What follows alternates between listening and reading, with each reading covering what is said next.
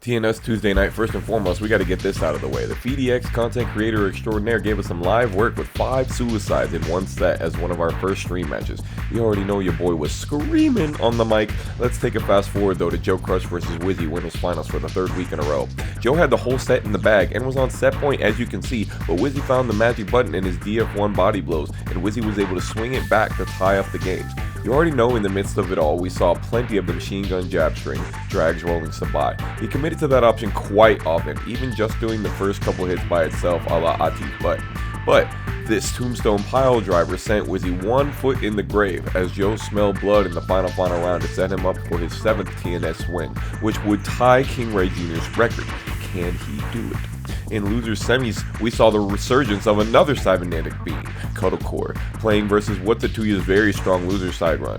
Whatzittooya was very patient in the set, as you can see, even in the scrambliest of scrambles and 20,000 RPM of chainsaw blade rushing at her.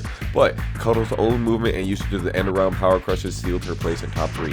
Losers finals, Wizzy tried to use the same tactics as in winners, but it just didn't get him far enough. The 1-2-1s weren't coming through with enough momentum. Cuddle was extensively using the sidewalk and chainsaws, and Wizzy started using the switchblade ripper, which Cuddle snuffed out easily. And when it came to game 3 on the descent into the subconscious, it seems that Cuddle had descended into Machinegunwizzy's subconscious at the beginning of this set and outplayed the TNS favorites' typical immaculate spacing.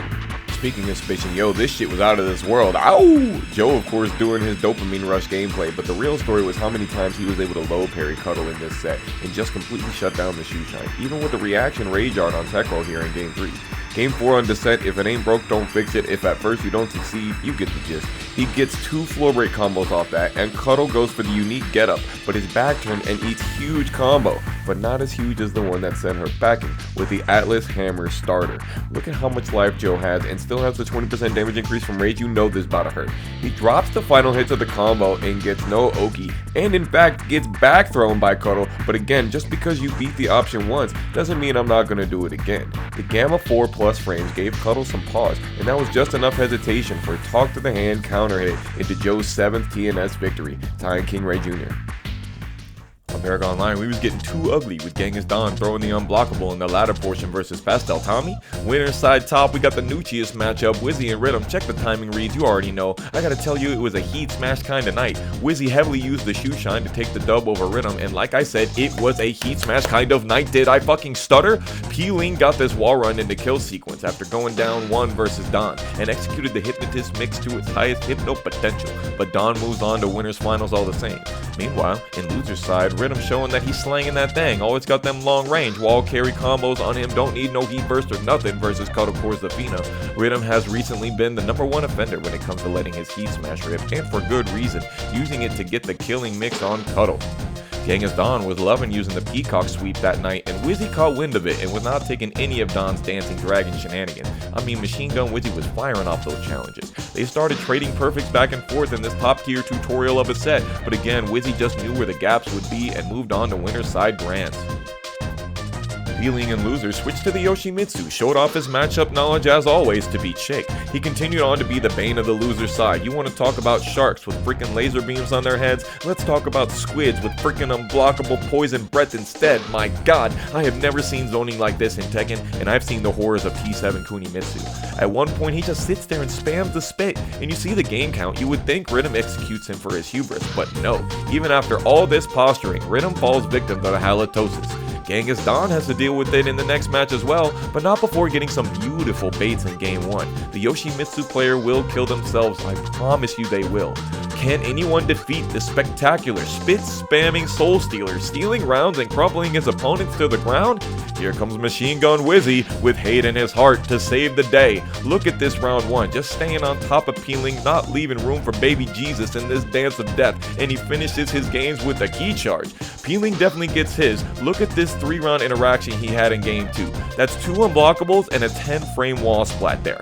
but Wizzy found the kryptonite to the spit stance. Get up in his face, hit the high crush, and smother him so he has no room to breathe in the acid pain. And once you're in the sweet spot for spacing, just wait patiently for him to make a mistake. He doesn't have long range lows, he doesn't use the no sword stance full crouch mix, he's going to bad breath, and he's gonna choke on it, with Wizzy not allowing a single game. And let me tell you about a little tournament called Rewiredfest that happened on Saturday. Free entry, free live music, and free throws? This ain't a basketball tournament. Joe Crush getting thrown 7 times in one set was not on my bingo card, but hey, it's NG Obscure, what did you expect? Now, of course, Joe not just gonna let all that happen. He noticed the tendencies, he got some duck and launches, but it's also really hard to deal with Alyssa's backdash punishment and Obscure's hair trigger whiff punishment. We did see the usual Joe Crush seed planter setups, and what the hell is happening here? The DF2 evaded the jab? Que cosa?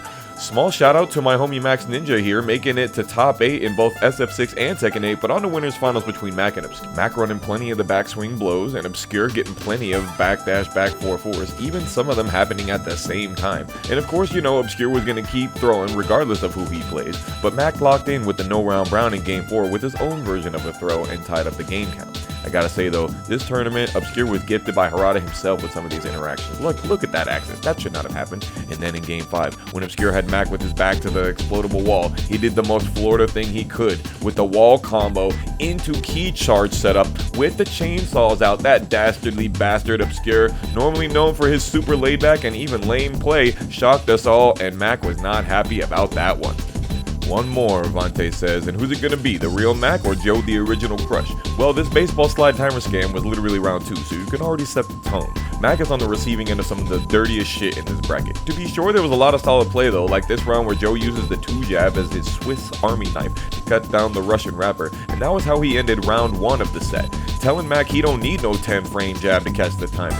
Joe is always having these big dick whiff punishes after the hatchet kick brought it around town to Pound Town, and just when you thought it was all back to nooch, whoop, the wall run from Joe. In final round, Mac has a pretty commanding comeback here, even with no health to speak of. With Joe mogging as usual, he still got up with a smile on his face. You gotta love this game. Grand came and Joe was crushing it. Sidewalking with Jack? Hello? Check out this read after the power crush as well, knowing that Obscure would use a unique aerial getup to get floated by the electric Met Godfist. Joe also knows that Obscure likes to duck and launch strings with highs in them, so he specifically used the wall standing 2-1 mid-mid instead of the mid-high to get killed. Obscure thought he knew how to evade these Joe strings, but it wasn't happening, and it looked like a reset was imminent, but the unthinkable happened. And when I say unthinkable, you would never have expected this to occur. Down literally 95% in the health lead, Obscure gets this knockdown from the chainsaw hell sweep. Run up, gets another knockdown into shoe shine. Joe rolls forward and ends up back turn into the high chainsaw, which guarantees the back turn string, and even Vante didn't even know what was going on, denying Joe Crush his revenge from April's Texas Showdown and becoming the not so retired Rewiredfest champion.